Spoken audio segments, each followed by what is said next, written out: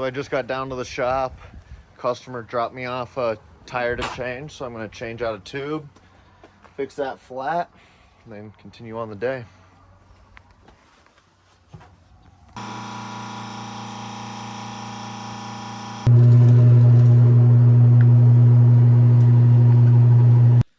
So it turns out the reason this tire popped, they were running a front tube in a rear tire and overinflated and just exploded it.